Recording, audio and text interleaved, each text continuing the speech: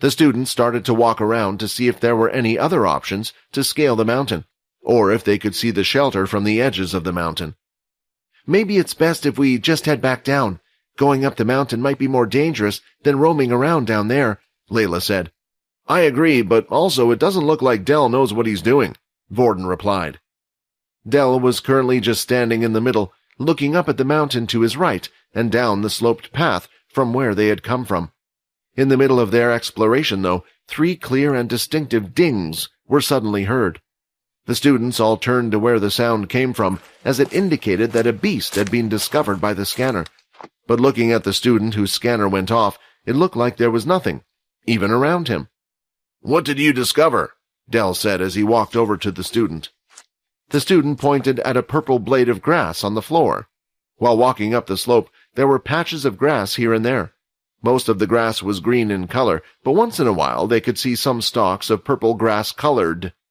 Nearly all of the students decided to ignore it, as it seemed like an odd thing with nothing strange about it. But when they started getting bored in their exploration, this particular student decided to give it a scan anyway to relieve some of his boredom. But to his surprise, the scanner said he wasn't holding a plant, but a beast. When Dell snatched the scanner from the student, a dark expression appeared on his face. An intermediate beast, this little thing? How can that be possible? The purple shade of grass was the same size as all the other pieces of grass. It seemed impossible for there to be a beast crystal inside. The students were not actively looking at the grass around them, but now they noticed that there were a few single strands of purple grass every so often from the grasses surrounding them. A few drops of water from the sky started to land on the ground and onto the faces of the students. Is it going to rain? Layla asked. That's just great. We might have to try to find some cover. But Quinn was interested in the beast. If it was another new type and he found a way to defeat it before anyone else, he would gain a large amount of EXP once again. He bent down and looked closer at the blade of grass. Inspect. Intermediate beast. Dumping bait beast. The top of the beast's head can often seem like a blade of grass, while most of its body remained underground. The beast cannot move, but when the rain comes it will sprout from underneath. After reading the message, it started raining heavily. Just like with the boulder snails from before, it seemed that the beast was also active in the rain, and right now they were experiencing their first bit of rain since coming to the place. Quinn immediately started to look around him and noticed many of the students were looking at the purple blade of grass. There were nearly as many blades of grass as the students. In a way, it seemed that a small army of intermediate beasts was about to pop out from under the ground. Perhaps this would be even more troublesome than the advanced tier beasts. As a single raindrop fell on the purple shade of grass, it suddenly shook, and the ground started to vibrate as well. What the hell is going on here? Fex said. Guys, get away from the purple grass, Quinn shouted to his teammates. Let's head back down the slope. As Quinn said these words, a 2-meter-tall purple plant appeared behind him. Its body was as thick as a tree, and its head was as wide as a car. On top of its head was the strand of grass that could barely be seen on top of the giant plant-like beast. Quinn! Layla shouted as a plant dived down. But it was too late. The large plant had swallowed Quinn. Chaos erupted on the side slope of the mountain, once the raindrops touched the top of the beast's head. It had sent them a signal informing them to rise to the surface. The beast was tall and wide, and to top it off, they were fast and nimble as well. Most of the students were still tired from the fight with the advanced tiered beast earlier. Most of their MC cells were used, and they hadn't had enough time to recover.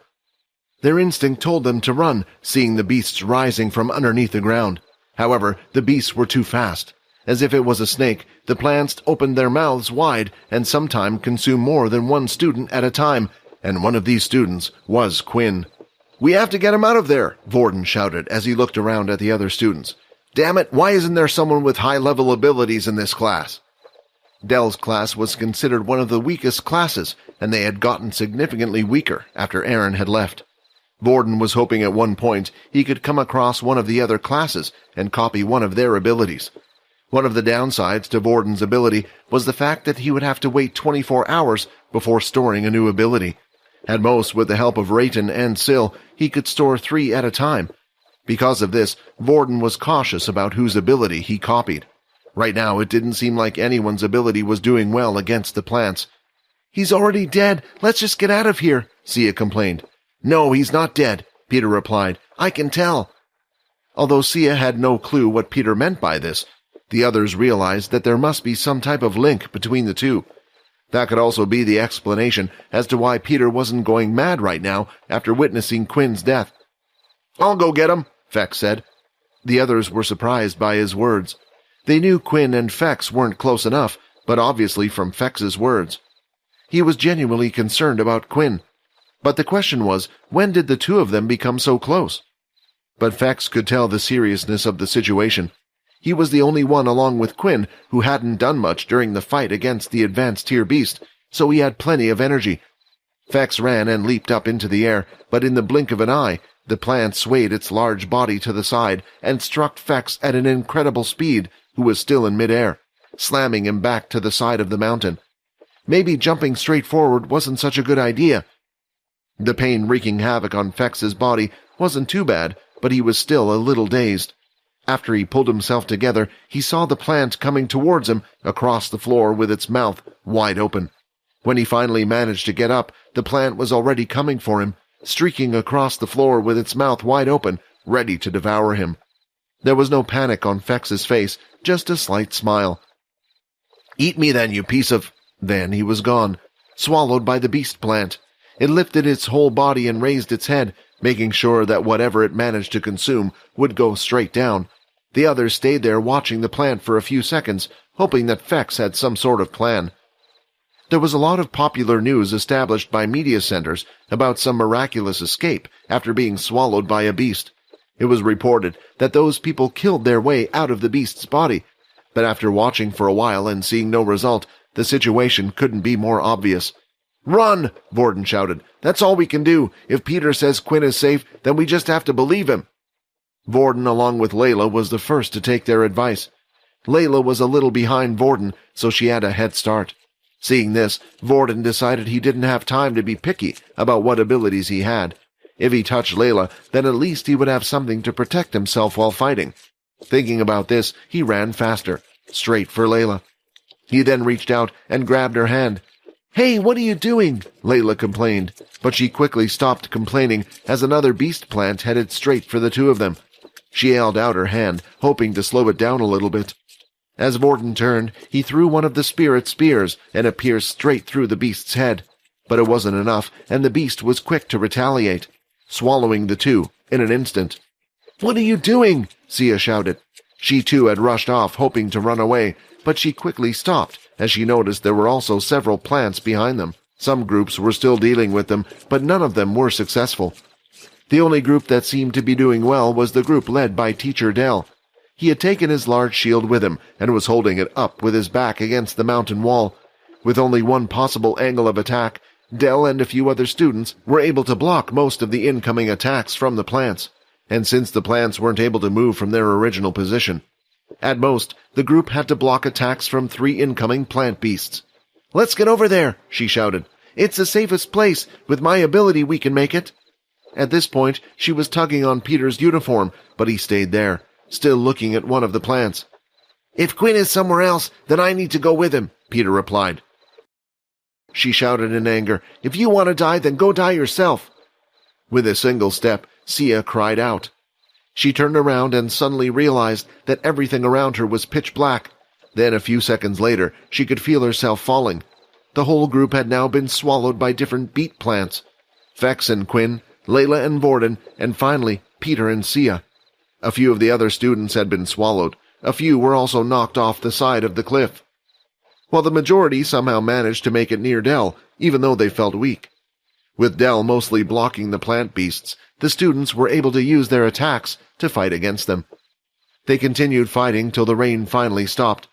The moment the rain stopped, all the beasts went into hibernation.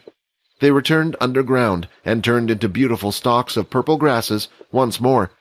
Amazingly, soil started to form over the purple grasses, and in the blink of an eye, the mountain returned to its original state. It was as if nothing had happened. "Is it over?" a student asked, huffing and panting. He felt as if he would collapse from exhaustion at any moment. "I think so," Dell replied. I think these beasts reacted to the rain. They seemed to appear and disappear at the same time as the rain appeared and vanished. Luckily for us, in a place like this, the downpour might be strong, but it doesn't last for long. However, we don't know when the next downpour will be." "What should we do now, and what about the others?" another asked. Dell looked around, and he could see there wasn't much blood. Also, during his studies, he discovered that plant-type beasts weren't mostly carnivores. The fact that these plants probably didn't have the acid necessary to digest meat meant that the students were still probably alive. "I hate to say this, but they're probably already dead," Dell lied.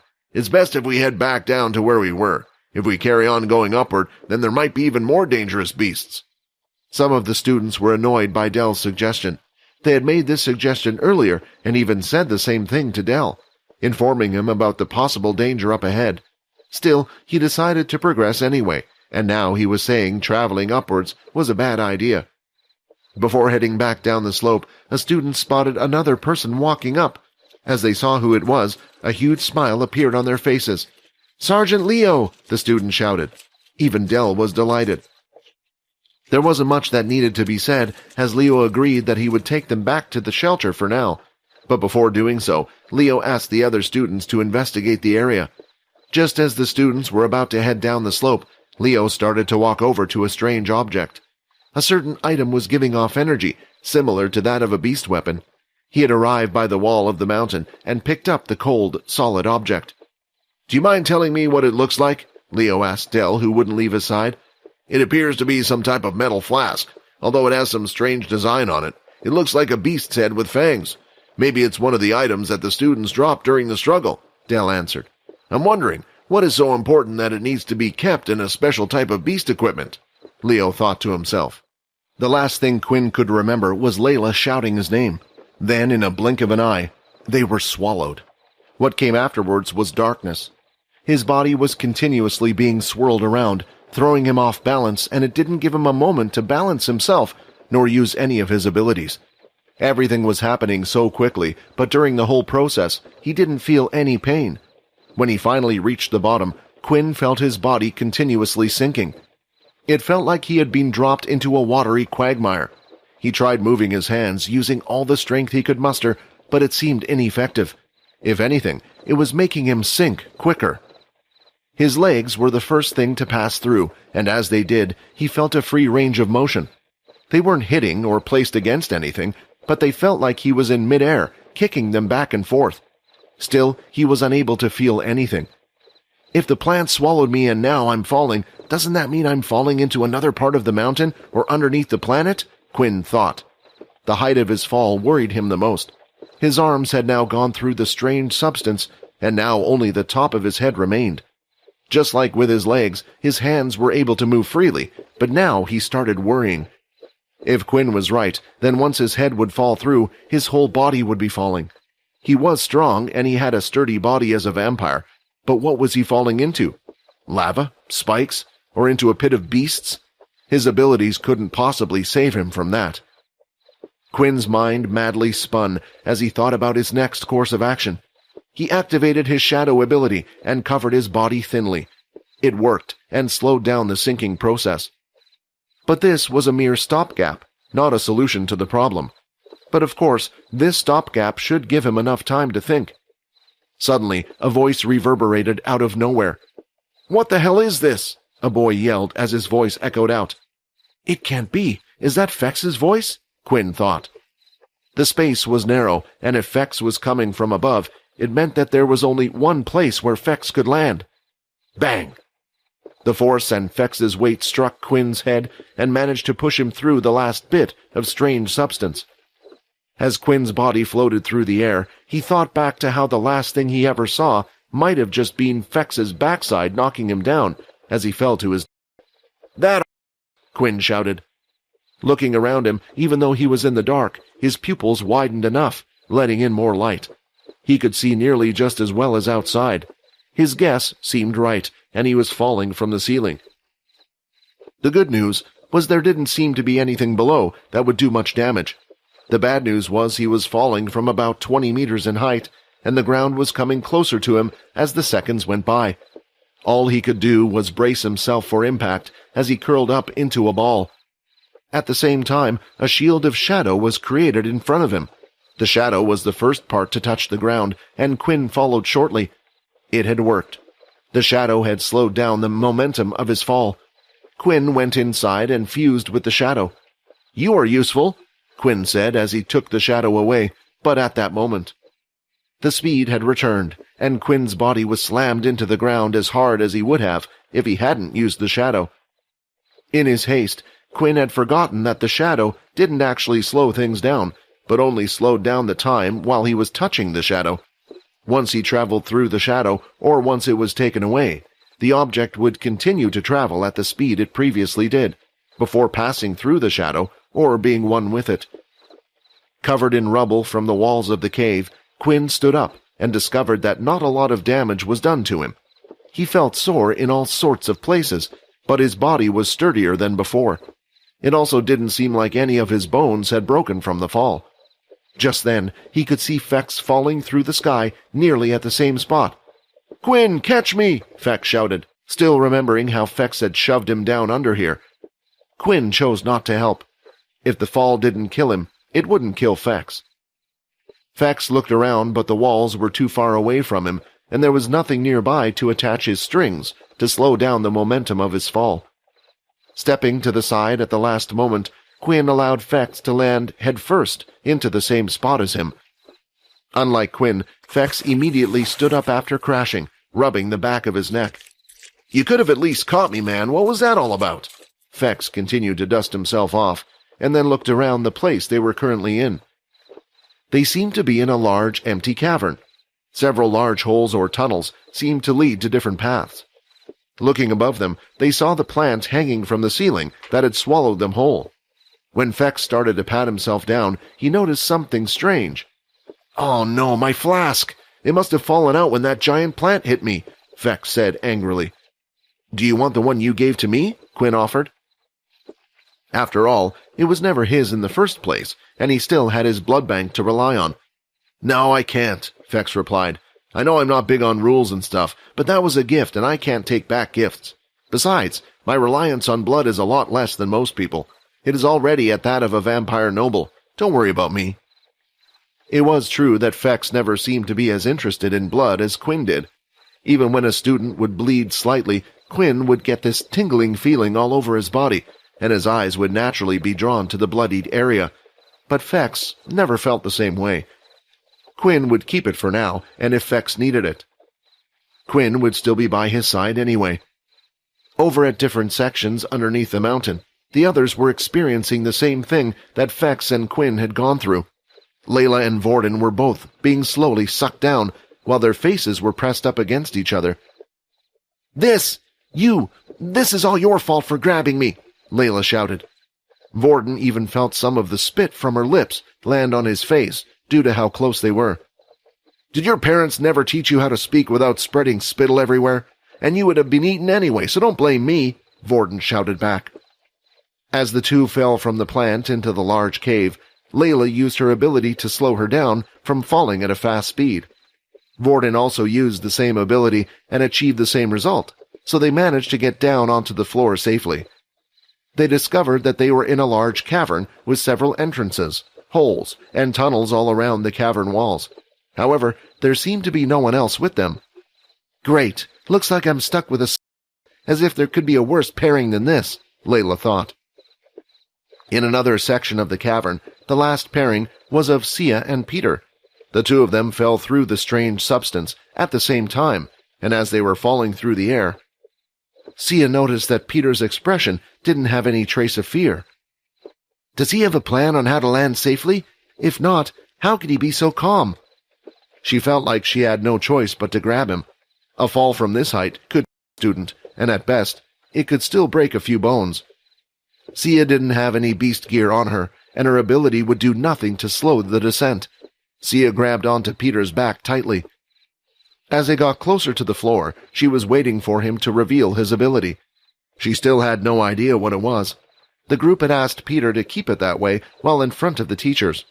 Students, apart from those that knew Pio, wouldn't know, but teachers had files on every student. No, it can't be, Sia thought, and a few seconds later, Peter crashed dead into the ground. Sia was hurt, but Peter managed to break most of her fall. But as she opened her eyes and looked at her comrade next to her, she could see that all of his limbs were mangled and broken. "What do we do now?" Layla asked. Vorden and Layla were now stuck together in the cavern. There were multiple paths around them, but no way to tell which ones led up or down. Seeing this, Layla didn't have an idea about what to do. "Now you're speaking to me?" Vorden said. "I thought it was my fault that the two of us are here, but when it comes to finding a way out, you come to me for help." Layla stomped her foot onto the ground and took a few steps away. She wanted to storm off and head down one of the paths randomly, but only after taking a few steps, her hands started shaking and her legs started shivering. The thought of seeing beasts, like the ones they had seen so far being down here, frightened her. When she was training at Pure, their main goal wasn't facing beasts, but humans. As an agent, her tasks and training dealt with infiltration, sabotage, and a plethora of other skills. Of course, no amount of training could prepare a child for the real thing. Since coming to this school, she had seen more than she would have liked, and it was starting to take a toll on her body and mind, more so now that her friend she would often comfort had gone. "Why are you still having a go at me?" Layla snapped. "I told you before, you're useless. You were useless before and even more now. At least back then you were Quinn's blood bank, but right now I can fill that role, so honestly, what use is there for you?" "Stop saying the same thing over and over again." Layla was at breaking point and had enough. She no longer wanted to take this type of abuse from Vorden. Without thinking clearly, she lifted a nearby rock and swung it towards Vorden. It was an unexpected attack from Layla, so Vorden was late in his reactions and managed to dodge the small fist-sized rock. The rock grazed his cheek slightly.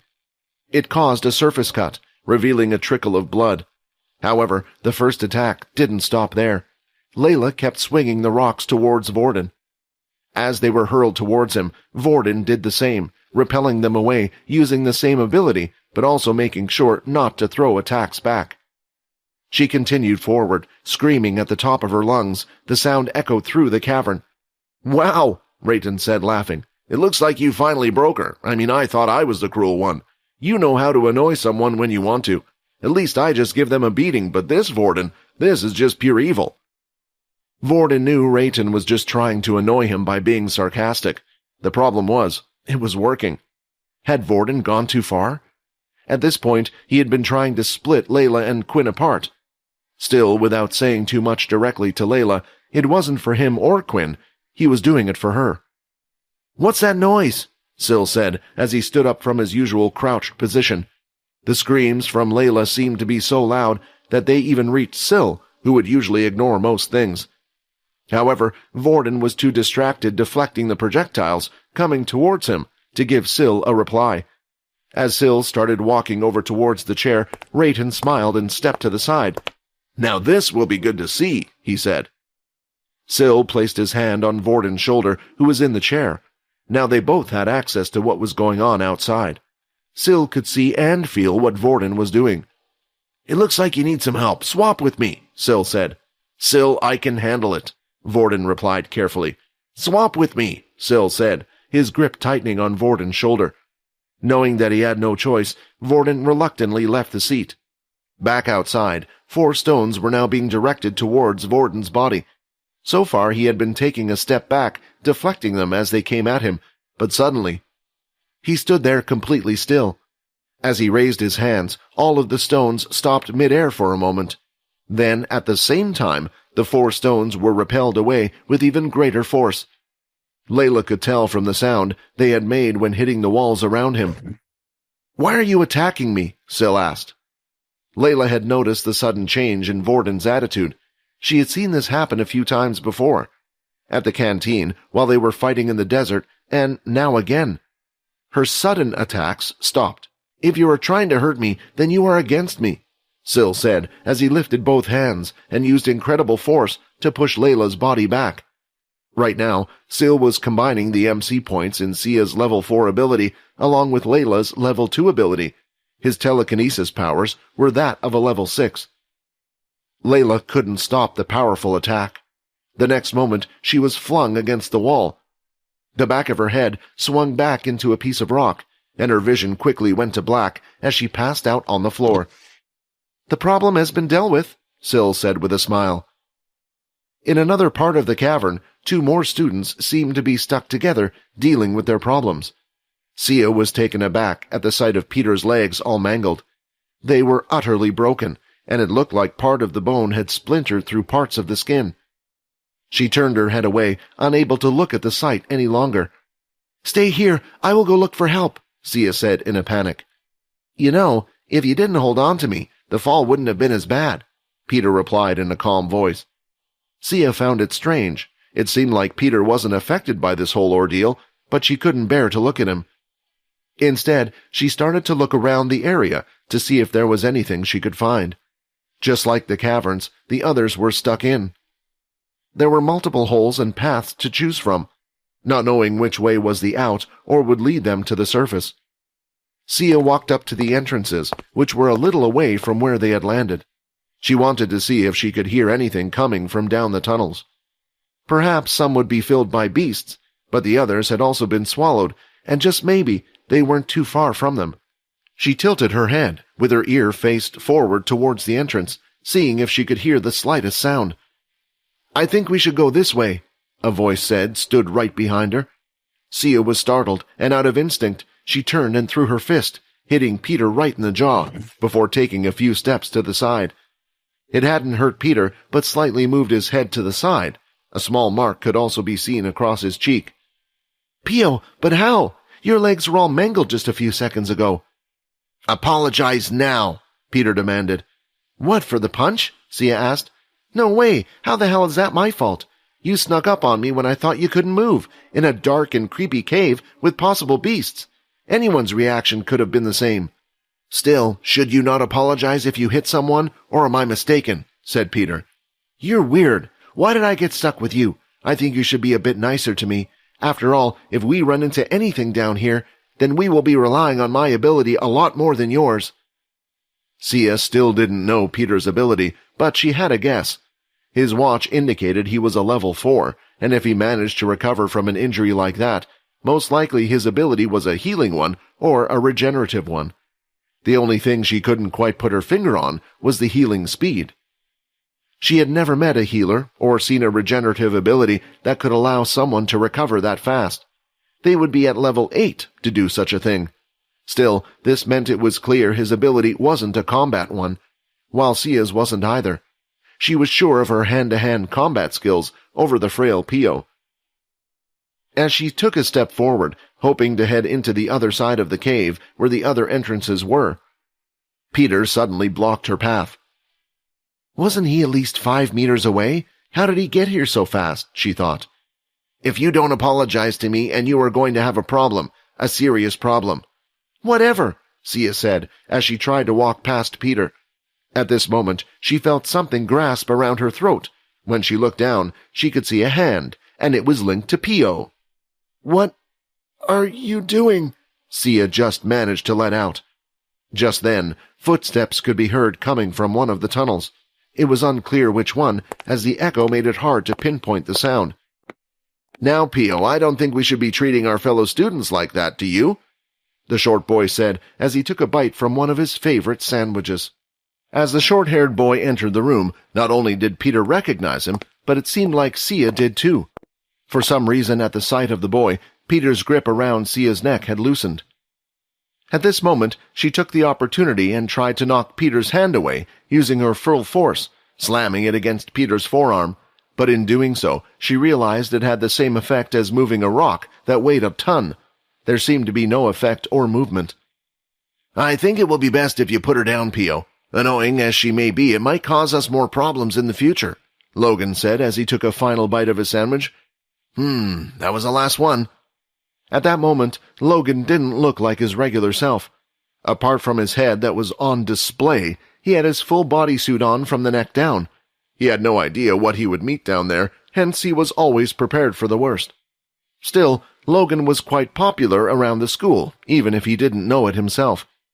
The few appearances he made on the last outing, and during the school's events every once in a while, had caught the attention of other students, including Sia. Although Sia was wondering about the connection between Logan and Pio, Right now, she just wanted to get away from Pio. Using her ability, she stabbed a spear into Peter's belly. Not just one, but 3. Due to how close she was to him, she was able to stick in multiple spears, one after the other. When the first one entered Peter's body, his movements slowed down, allowing her to put in 2 more.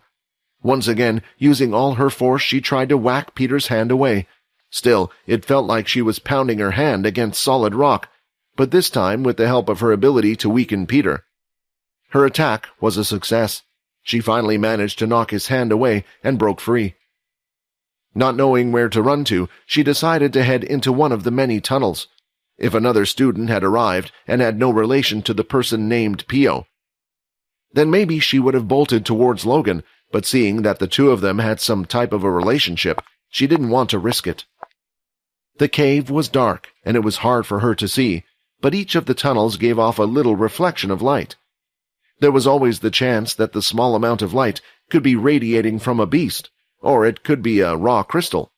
Because of this, as Sia ran, she also had to be careful about her footing, not being able to see where or what she was taking steps into. It was a cave, and they were deep underground. With the floors being uneven and traveling in the dark, Sia was being naturally cautious. "This is a pain. I wish I bought some type of light with me or something," Sia complained. The group did have emergency equipment and rations, such as torches and so on, but they were all with Peter. Taking another step forward, her foot seemed to be lodged between something. She quickly managed to pull it, but it had greatly slowed her down. "This is such a pain in the arse. Whatever I have to deal with, he will too," Sia thought. "Why did you run?" Logan said. 3, 2, 1. As Logan finished counting down, Peter was already in front of Sia. Somehow the difficult pathway that she had taken was easily navigated by him. There was no torch in his hand, no light source. So how did Peter manage to catch up with her so fast? Peter decided to wait until the spirit spears had disappeared before chasing Sia. Not only that, but just like Quinn, Peter also had the advantage of seeing in the dark. For him, it was as if the cave was lit up, so he had no problem deciding on the quickest path to take. When he found her, he heard Logan shouting, "Pio!" When Peter turned around, he could see Logan holding his hand out, but there was a round and strange bright green light getting larger with every second on his hand. It was Logan's hand blaster, and Peter had seen what it could do before when it was fired against Fex. Someone stronger than both, him and Quinn. Perhaps even his regeneration abilities wouldn't be able to keep up with this. "You stop running, will you?" Logan complained while looking at Sia. While the blaster was held against Peter, he decided to let the thing go. He wasn't stupid and could always find a way to get Sia later. "What are you doing down here?" Peter asked. At this point, Sia was unsure of what to do. The entrance to another tunnel wasn't too far away, but it seemed like Logan was able to control Peter just like Quinn.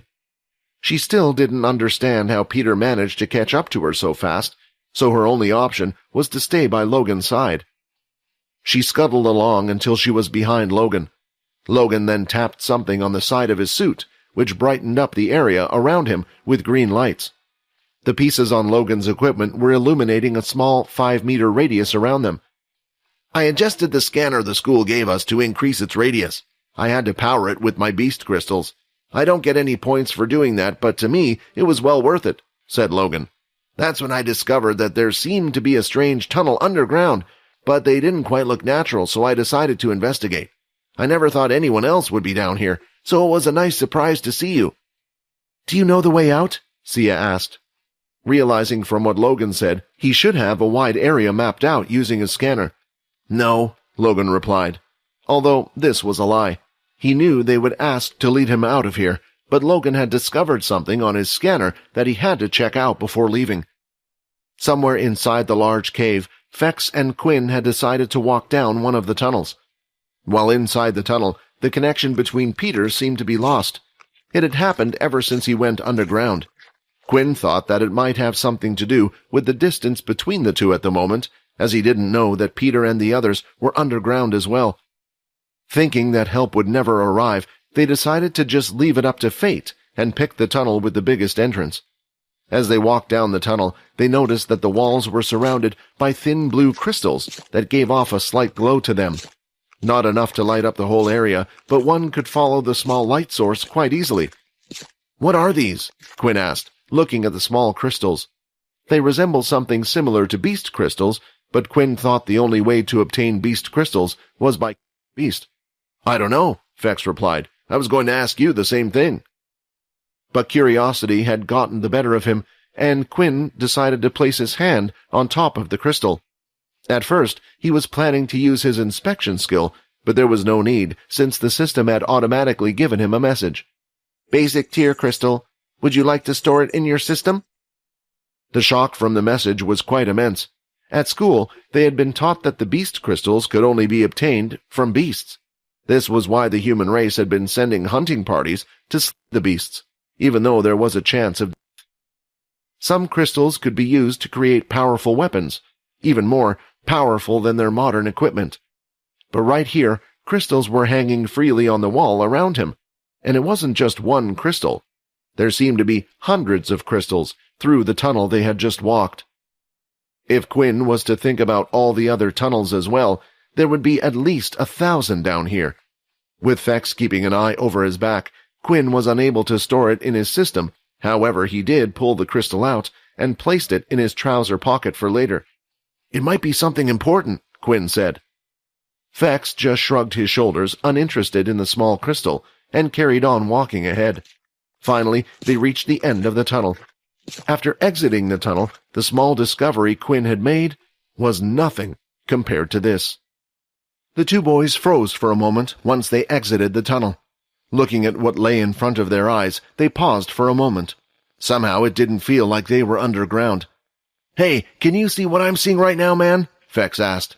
"If you're talking about those buildings right in front of us, then of course I can," Quinn replied. Exiting the tunnel, it seemed like they'd arrived at what looked like a type of town. They couldn't measure how large the entire place was.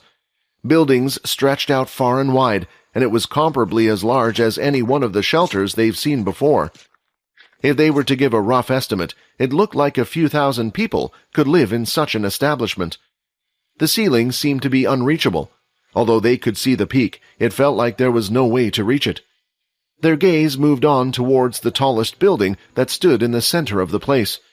It was a round, tower-like structure that was tall and high, but it hardly touched the ceiling. If one wished to even touch the ceiling, they would have to build a similar-sized building and place it on top of the already existing tower. Although a town underneath a mountain was surprising to them, it didn't seem impossible. There were rumors of such shelters being built on other planets where the temperatures could reach extreme levels at different times of the year. Underground shelters were the only answer to such uninhabitable places. And so the reason why both of them were shocked was for a different reason entirely. The two of them could already observe that the design and materials used to create the buildings were different. One of the main features was the solid black material it was made from. Instead of brick, cement, or metal, it was a different kind, a special black substance that was more stable and stronger as the primary material of all the buildings. The substance was said to be just as strong as galthrium. Although the place looked abandoned and was void of people, the buildings were a different matter. The structures looked perfectly fine and hadn't deteriorated a single bit. The only semblance of the passage of time of abandonment was a layer of dust or rock-like substance from the ceiling that coated the top of everything. And finally, the design. Although the substance was strong, it wasn't as flexible and nimble as galthrium. This meant that the edges weren't smoothed out, giving a slight rocky look. After looking at the buildings, both of them concluded that the structures built in front of them were not made by humans. This was the reason why both of them were in shock. "They're Dalki structures," Quinn muttered. This was a huge discovery. The humans had only built a shelter and classified the place as an orange portal because they thought that they had discovered the planet first. There were rare cases like this when the two opponents were trying to take control of a planet at the same time. If the two groups were to meet, regardless if there was a treaty signed or not, a fight would break out until one side was annihilated. As Fex heard these words come out of Quinn's mouth, though, there was confusion on his face. What are you on about?" Fex replied. "These aren't Dalkey structures. They're vampire structures." Hearing these words equally shocked Quinn. He was almost positive these were Dalkey structures. He had seen them in his lessons and on the news time and time again. "The boy is right," the system replied. "These resemble the structures that were built in my time." The system didn't answer any of the questions Quinn had right now, and only confused him even more. "Fex, have you ever seen Dalkey structures?" Quinn asked. There was one possibility, Quinn thought. Perhaps the two structures were similar, and Quinn himself was being confused. Maybe there was something that he couldn't spot. "Actually, no, I'll be honest. Maybe you know more about the Dalkey because you live on Earth, but we weren't taught about them. I've never seen a Dalkey either, only heard them being mentioned from time to time by one of the elders." From Fex's answer, there seemed to be a couple of possibilities. The fact that the Dalkey and vampires use the same material, perhaps their technologies are on par with each other, and it would make sense why their structures looked similar. The strange black substance that humans were never able to figure out how to use properly, so they stuck using galthrium over it. The other possibility was somehow the Dalkey and vampires were linked together, but this seemed even more far-fetched, especially since Fex didn't even really know what a Dalkey was.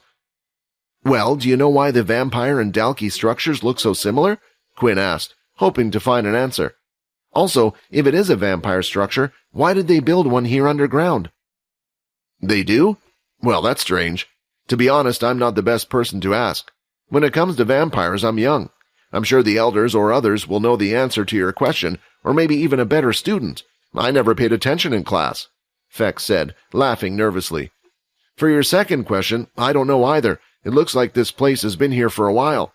Maybe it was one of the planets the vampires used before, moving to another. It would make sense why it was built underground in the first place as well." "What about you, system? Did the Dalkey exist during your time?" Quinn asked in his head. "The Dalkey did not exist while I was still active," the system replied. Quinn made a small note in his head about how the system replied. It seemed the choice of words it had used was oddly specific, but he knew if he pressed further, the system would just give his usual resistance. "There is one thing we can do," Quinn said. "Why don't we check out some of the buildings? Maybe there will be something inside which will tell us if it was the Dalkeys who made this or the vampires. I'm especially interested to see what they would have in that tower structure." "Hey, it looks like you read my mind," Fex replied with a chuckle. The two of them walked through the strange building structures, and the more they started to walk, the more it looked like a town. There were streets with buildings lined up on both sides. If you followed the streets far enough, it would eventually lead them to one of the tunnels they had come through. Looking at the walls, it looked like several tunnels led to the town. The two of them had entered some of the first few houses, but they seemed to be void of any items whatsoever. There weren't even beds inside, but it was clear that they were normal family structures. As Quinn entered the place, he could imagine a family living here, with all the different rooms, but while looking at the place, he just wondered what happened here. They entered a few more buildings on their way, but they couldn't find anything. Eventually, they decided to no longer enter the small buildings, as it seemed to be a waste of time. If they were going to find anything, it would be in the tower structure near the middle. For the first time, as they got closer to the tower, it looked like some of the buildings had been destroyed, as if they had taken part in a battle. The top had crumbled to the ground, and some structures no longer existed. Seeing this worried Fex a little. He knew how tough the material was, and if something was able to destroy that, they needed to have some level of strength. They continued to walk down the street. They still had some distance to cover, but the tower could be seen directly in front of them. Just then, they heard a sound of growling from the sides. "Where is that sound coming from?" Quinn said. They could both hear the growling clearly, but it seemed like there were several of them, and if he was right, they were currently surrounded. "I guess it's time to call on some extra help." Fex touched his ear and pulled on his dangling earring. Suddenly, in the palm of his hand, the earring started to glow until eventually it started to change its shape, forming what looked like a cross between a bull and a bat. "Ham here at your service," the bull said excitedly as it flew in a circle. It had been a while since Fex had last used Ham, and he was starting to miss his little companion. Anybody could see Ham. He didn't have any special skills that allowed him to turn invisible or hide his presence, but he was able to transform. If the students saw a flying, bull-like creature, it would have immediately caused alarm bells to ring, and there would be a hunt for a beast inside of school. This was why Fex had also kept him hidden as an earring, but right now they were underground. It was unlikely any other students would be down here, and even if they were, it wouldn't be so strange to see a beast flying around on a beast planet. All Fex would have to do was pretend he didn't know his companion and later meet up with him again. Finally, I get to spread my wings about," Ham cheered. Quinn had so many questions he wanted to ask Fex right now. He was curious about the little beast and wondered if it had been with Fex the whole time, what it could do, and if every vampire was able to get some type of companion. The problem was, Quinn was unable to tell what was the norm with vampires and what wasn't. He could ask the system, but it wasn't the right time. "Can you sense what's around us?" Fex asked. Ham closed its eyes, allowing it to concentrate. "I think some beasts are surrounding us," Ham replied. "We know that," Fex shouted. "We wanted to know how many and how strong. If you aren't going to help, then you were better off on my ear as a fashion accessory." Ham responded to the complaints by pulling out its fairly large and fat tongue. "This place is disturbing the flow of my powers." Ham then started to look around where they were. "Wait, are we back home?" "You are useless," Fex said. While in the earring, Ham was able to see everything that was going outside. As long as he was paying attention, and him saying this made it clear that he wasn't. While the two of them were busy arguing, the creatures that were busy growling away at them from the dark and behind the crumbled buildings revealed themselves. The two boys were surrounded by what looked like strange dog-like creatures. There were more than 20, and possibly even more in hiding. The dogs had no fur, but displayed a slight tint of red on their skin. Their tongues were out, dangling from their mouth, a bit longer than regular dogs and a little pointed. However, the most creepy thing about them was that they didn't have eyes. The long tongue with their teeth showing, but nothing where their eyes were meant to be, was quite the frightening sight. "Inspect." Although Ham was unable to give them the information they wanted, the same couldn't be said for Quinn. "Basic tier beast, furry hound. A beast who is blind but has sensitive hearing. It can locate its enemy's position even with the quietest of footsteps. It will often use its long tongue for attacks. The tongue is stronger than most." Seeing this information put a smile on Quinn's face. If it was an intermediate tier beast or higher, Quinn didn't know what to do. Now he only had one thought on its mind. It's grinding time. Now unafraid of the beasts, Quinn wanted to get a kill before Fex, just in case no one had the beast before. Immediately, Quinn lifted his leg, ready to perform the crescent roundhouse blood kick. "Wait, Quinn! We don't know how strong they are yet. It might be best if we just run," Fex shouted out, but it was too late. Quinn had finished his motion, and the attack had already left his leg. The distance between him and the beast wasn't great, but Quinn chose to use the blood kick to try to finish the beast in one strike. Hearing the attack through the air, the dog prepared to jump away, but it was too slow, and as it turned, its body was sliced in half. 10 EXP gained. First time killing beast, furry hound, 100 bonus EXP gained. 2640 of 3200 XP. Quinn had received the bonus points for killing a new creature, but he did not obtain any more bonus points. It was expected, since the beast was in some type of establishment. They likely had contact with something else that had before. Thinking about this, he felt lucky that he even got the first bonus on the rock beast above ground. Seeing how easy Quinn dealt with the beast, Fex decided to step it up a gear as well. "Ham above!" Fex shouted, and immediately Ham flew up in the sky. Fex then leapt in the air and attached one of his strings to the ring around Ham's nose. As Ham rose into the air, so did Fex, and now he could see the hounds in the area below. "Have you gained some weight? You haven't just been pigging out, have you?" Ham complained as he struggled to lift the young master. "Shut up, you've just gotten weaker." From above, Fex was easily able to see his targets. As he detached himself and started swirling down, he precisely knew where to throw out his pieces of string. Hard-earn. As the strings fell, power surging through him left his body and was inserted into the strings, now making them just as hard and sharp as a sword. When Fex landed, the strings went down with him, slicing the hounds to pieces. 5 of the hounds were in an instant. Quinn continued to battle it out with the hounds. While doing so, he was cautious about using his blood abilities. They were underground, and there was no telling when they would get out of here.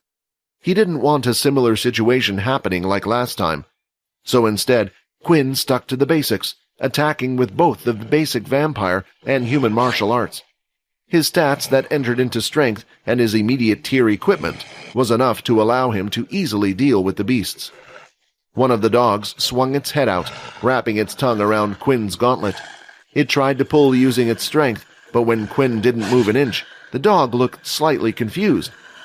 Then he pulled his arm with all his might, and the dog's tongue was completely dislodged from its mouth. The sight looked cruel, but they had been the first to attack. Finally, all the hounds in the area were defeated. Fex had defeated 15 of them, while Quinn had 8. There seemed to be more, but after seeing many of their kind defeated, they quickly rushed off. Comparing the two numbers, Quinn could tell that he still wasn't quite at Fex level, but with improvements in his shadow ability and others, he could tell he wasn't far off. 2720 of 3200 EXP. After defeating the dogs, Quinn decided to collect the crystals. Fex didn't look too bothered. Basic tier crystals weren't worth his time, but Quinn still thought they might come in handy in creating a weapon from the system. "Boss, you're not planning to head to that tower, are you?" Ham said as it flew up in the air. With its little hoof, it started to rub its nose. Pulling Fex up using the ring had gotten his nose a little sore. "Yeah, we wanted to find out a few things. Maybe a map or something is telling us the way out of here. Why, what's wrong?" Fex said. "I think there might be danger there," Ham replied. "I thought you said you can't sense anything down here," Fex asked, annoyed. "I can't, but something in my gut is telling me." While Ham and Fex were busy talking, a notification screen appeared directly in front of Quinn. 5 EXP shared. It was a message that he had never received before, and he found it strange that it came up while he had done nothing. Reading the message carefully made Quinn think back to what the system had mentioned. Quinn would gain EXP as long as Peter had killed something and was nearby. Without thinking about it, Peter and Sia followed Logan around while they were inside the cavern. It felt normal to be led by him. Sia didn't know why. Maybe it was the tone of his voice that shined with confidence, or perhaps because he was the only light source that she could depend on. In a way, he was her savior in more ways than the one while down here. She also still had the fear that if she left Logan's side, Pio might lash out at her any second now. She hadn't done much, but there had been several instances where she had angered him. At first, she didn't think it would be a big deal. Even though her ability was a support type, she was able to handle her own, many times against those around a similar level to her, but something about Pio frightened her. With all this going on, she is now even too afraid to ask for the torches that were placed in Pio's bag. She thought once he brought them out for himself, she could ask, but he never did. Logan continued to walk confidently, leading the way. He knew exactly where he wanted to go, as he picked one of the tunnels without checking the others. When the scanner stopped working while he was coming down here, he used his trusty memory. Hence, he is familiar with his destination now. It wasn't a hard decision for him anyway. All the tunnels on one side would lead to other rooms like this one, while all the other tunnels lead to the same place. He wore the suit, and he had even had it protecting his head while walking through the tunnel. While traveling, their group also discovered the same type of blue crystals embedded into the wall. Naturally, Logan decided to take one for research, but he already had an idea of what it was just by looking at it. Peter didn't care for it, and Sia, although interested, had a lot more concerns on her mind right now. After exiting the tunnel, they too could see the magnificent sight of the strange town, and although it came as a surprise to the other two, Logan had already expected this. It was exactly what had come up on the scanner. Before even thinking about going up and getting out of here, he needed to visit this place. How could he pass the opportunity to do some research on some Dalki architecture? The blue crystals seemed to be randomly scattered through the city. lighting up certain building and wall areas. It wasn't enough to be called a light source, but allowed Sia to see the outline of a few buildings. The one visible place was the tower that stood in the center, like a beaming torch in the middle. It had the most amount of crystal on the very top, illuminating it in the dark. No, doesn't this mean the Dalki were here before us? Sia looked like she was about to collapse onto the floor. We need help. We need to call the sergeant somehow. This looks like a whole town. What if this is an army base? Relax, Logan replied. Although my scanner doesn't work down here, when I checked from above, there didn't seem to be any type of civilization living here, although there were other things. Sia wanted to question what Logan meant by other things, but she already knew the answer and thought it would just be foolish. He was talking about beasts. Without saying anything to the others, Logan started to walk down the path onto the street. Peter also decided to follow without saying anything. The two of them walked in the middle of the street, fearlessly. While looking at their backs, Sia couldn't help but think they were crazy. However, as Logan walked away, so did the light source that was surrounding her. The darkness around started to creep in. It felt suffocating, and she couldn't help but think something was watching her. What was that? Sia thought, as she quickly turned her head towards the noise. Although she couldn't see anything, the sound of something scurrying off in a certain direction could be heard. She couldn't take it anymore and run towards Logan. After checking a few buildings, Logan concluded that there was nothing of worth from the buildings around him.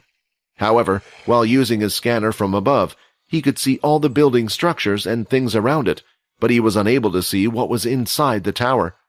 This, of course, made Logan even more curious. As they got closer to the tower, Logan transformed his robotic arms into 2 round blasters. Hi, Quinn here. Wondering what happens next? If you want to jump the queue and unleash all episodes, click on the link here and install the Pocket FM app.